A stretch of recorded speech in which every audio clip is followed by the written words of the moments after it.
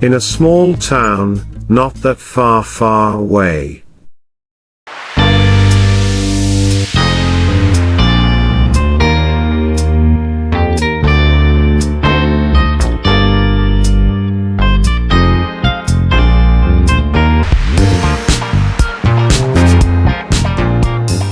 Moalbo Al, located in Cebu Province. Specifically in Panagsama Beach, a unique adventure is about to experience by SEPT-0229, a traveler from different galaxies. So I heard about this place in Cebu. Dito po tayo sa ngayon sa Mawalbal. Ito po yung dive site natin. Where you can swim a swarm of fish. Like millions and millions of sardines. Yung marami dito yung sardines at saka yung mga turtles. So, ang sardines pala guys, ay hindi talaga dito naka-stay. Noong unang panahon kasi, merong island malapit dito, doon sila tumitira noong unang panahon. Ito yung Tanyong Street. So, ang Tanyong Street dito, ito yung dinadaanan ng maraming malalaking isda, katulad ng mga dolphins, yellowfin tuna, sharks. Pero paminsan-minsan may dagang whale shark kapag binibuenas ka sa pagdive. So, ang sardines kasi, sila yung pangunahing pagkain. So, kinakain kasi sila ng mga sharks, dolphins, iba pang klaseng isda ng malalaki. So, kung mag-stay sila sa Pescador Island na matagal, so mauubos yung lahi nila. So, may time na, yung time na hinahabol sila ng mga dolphins, so napadpad sila dito. Then, kita nila na hindi na sumusunod yung dolphins dito, so dito na sila nagpaparami. Malalaking isla hindi makakalapit kasi maraming bangka, maraming tao. I'm so curious about it, so I came down here in Panagsama Beach where the sardines are located. Apparently, he is not the only one who wants to swim with the sardines. I have a friend swimming with me today. Ini-invite lang po ako kay sa isa din namin kasamahan na si Pinoy Greek Adventures. Nanggaling pa ako sa bukid, and then nagpunta ako dito sa lungsod ng Walboal para sa Sardines Run. And we're both newbie in freediving apparently. This is not going to be usual rodeo. In my history of traveling the galaxies, I tried paddling on top of the water, but I never been underwater. And the thing about free diving is you really have to hold your breath for a period of time. Otherwise you just settle on sightseeing at the sardines from top of the water, floating like a stupid snorkeler, which what we are doing now actually. Nevertheless, Eileen is enjoying her time snorkeling, despite her companion's killjoy attitude. Na-enjoy ako. Super excited ko nung una, and then pag-dive na namin doon, and then nakita yung sardines, parang, oh my gosh, heaven. And first time ko talagang mag-dive dito, and maraming sea corals, and yung sardines, oh my god, millions of sardines, guys. At least as a consolation, we get to see some turtles in the area. At meron ding sea turtle. Maganda talaga pag naka-dive kayo with the sea turtle and then the sardine. And me and my friend tried to swim with them, but unfortunately, since we both suck at free diving, we only able to keep up with the bugger on the surface, as far as we can. Hindi ako nakapagsisid ng malalim kasi first time ko, and then parang yung hinga ko parang kunti lang yung hangin ko, and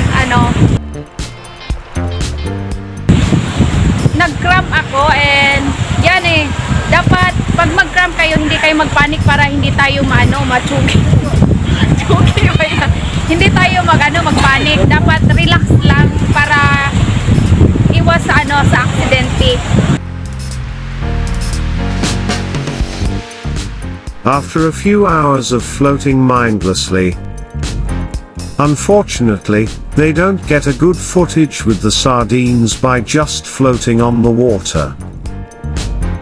They need to train on at least the basic of free diving in order to get deeper and have an Instagrammable photos underwater.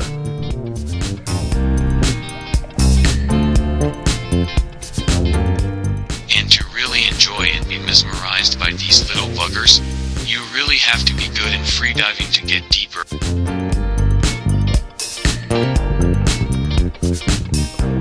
Apparently both of us have to get our shits together when we try it sometime next week. They decided to call it a day and try this again after a week.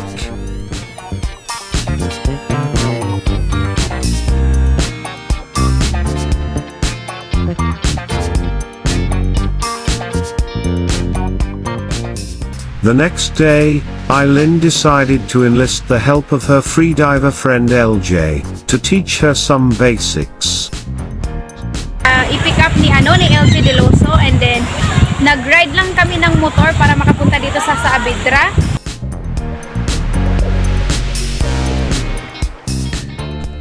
This is where LJ showed her how it's done underwater. As he slowly swim with sardines effortlessly. And yeah, it was amazing, guys, because a while ago, but my the free diver swim in the sardines, and we see the turtle and then also the sardines run. It was amazing.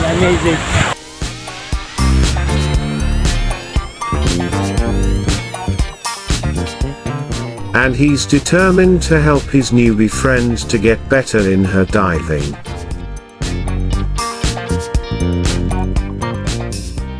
Now Eileen have one whole week to get some progress, otherwise, she won't get to have those Instagrammable underwater photos that she's longing for.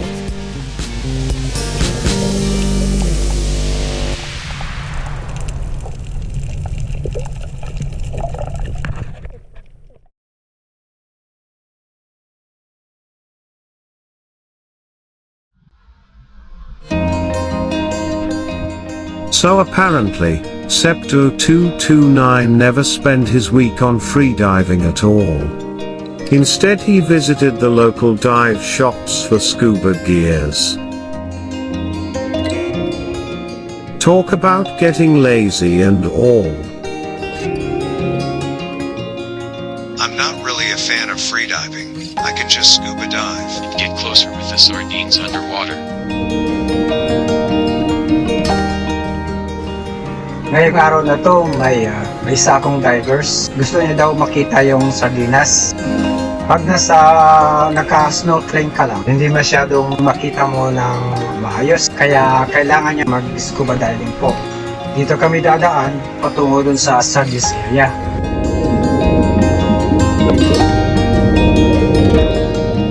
I dove with my dive master, and from this location we swam for 100 meters to the sardines area. On the way, I saw the underwater cliffside with lots of hooks and cables, for the floating buoy perhaps. I saw different kinds of fish as well, and a lone sea snake on the side. I didn't pay attention to them obviously. Sorry, sea snake. I'm more excited to see the sardines apparently. I noticed that the water starts to get dark. I thought there was a big bamboo raft passing by on top of me. And then I realized, those are the sardines swimming, and boy, there really are millions of them literally. They look like a cloud of locust underwater. You can almost catch some of these little buggers by hand.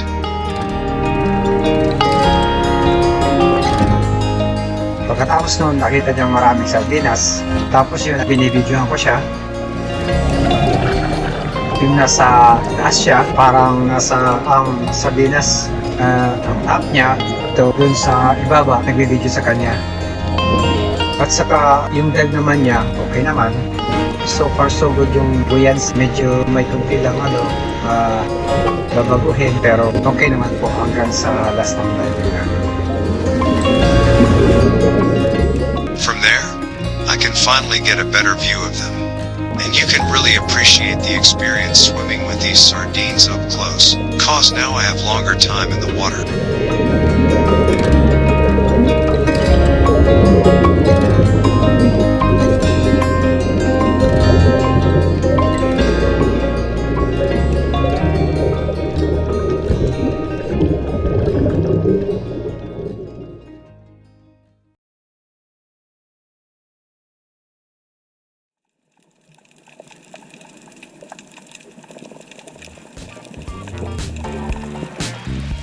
So Lynn and LJ arrives to continue our freediving session. And this time, with my scuba gear, and with the help of my dive master, I am ready to take a footage of her underwater. I also asked my spearfishing friend Daryl to help me with the underwater shots. Kahapon, nakasaga kami ni Pinaging Adventure sa spearfishing. So ngayon, nandito na naman ako sa Sardines. Ginawa niya akong assistant for cinematography kasi may dalawang freediver siyang kukunan ng camera.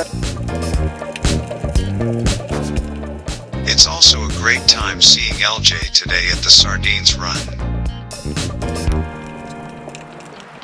He invited me again to a documentary with the freediving with the sardines.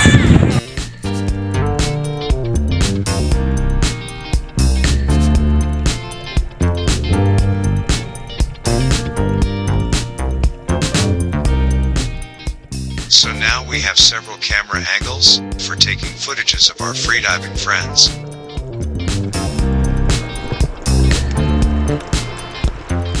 Pagkakita namin sa Sardines, yan na, agad na, picture na agad, video na agad.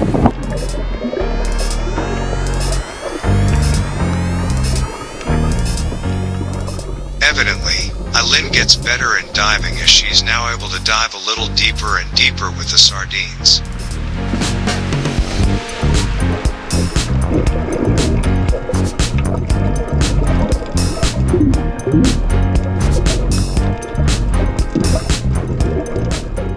She really took it to heart, as she's also a lot slimmer today compared to the last time.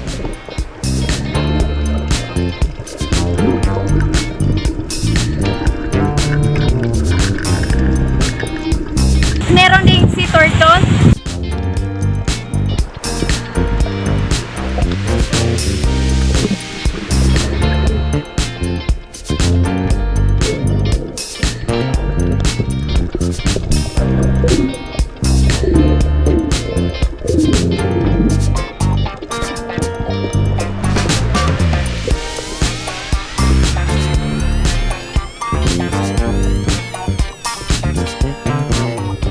Maganda talaga pag naka-dive kayo with the sea turtle and then the sardine.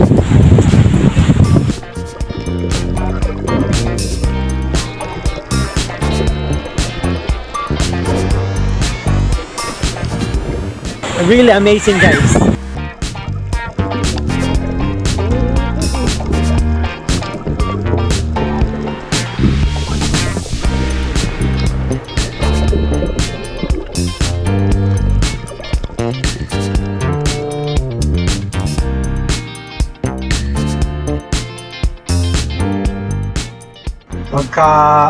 Pagka-dive namin, meron siyang dalang mask.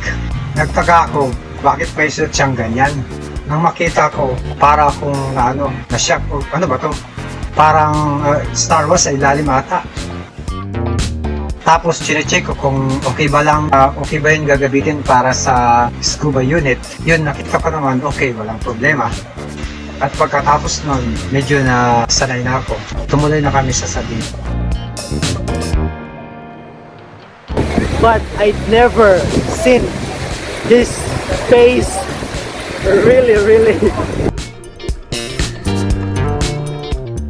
I'm hoping that someday I can see his face, to reveal his face. Why not? It makes me curious. Parang gusto ko siyang makilala. Parang gusto ko yung kunin yung mask niya para makilala siya at sa inyo din.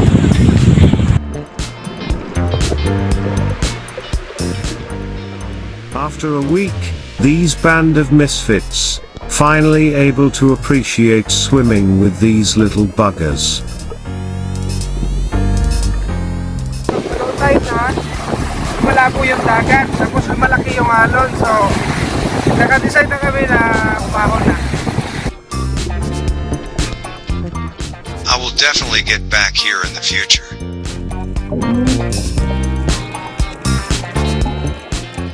I wanna experience again. Try nyo.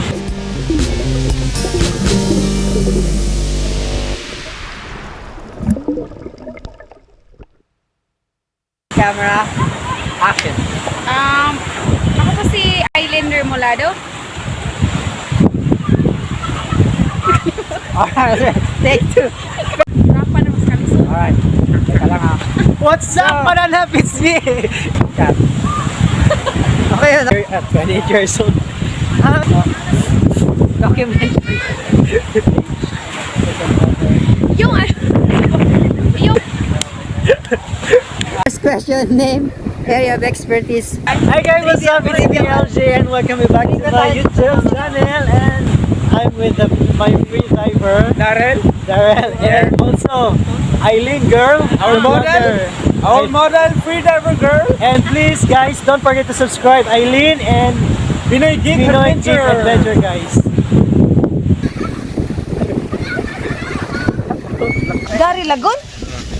Darrell, DRYL. Vlog mo? Dili ko vlog. paano siya ka ng diver? Free diver. Free diver na Yes, and pwede ra mo maka ano, unsa na kay usually I'm a local tour guide. oh, Yeah. round Around south. south. Oo. Pwede rin makabook unsa na kay Wala. wala or Wala. FB fan page. Wala, Facebook lang. Facebook ko, Darrell Lagon. Dari Lagun. Ako ra na ikuan. Yeah. Yan, Pwede na ako ibutang dito niya. Oh, yan. Aron. Sige.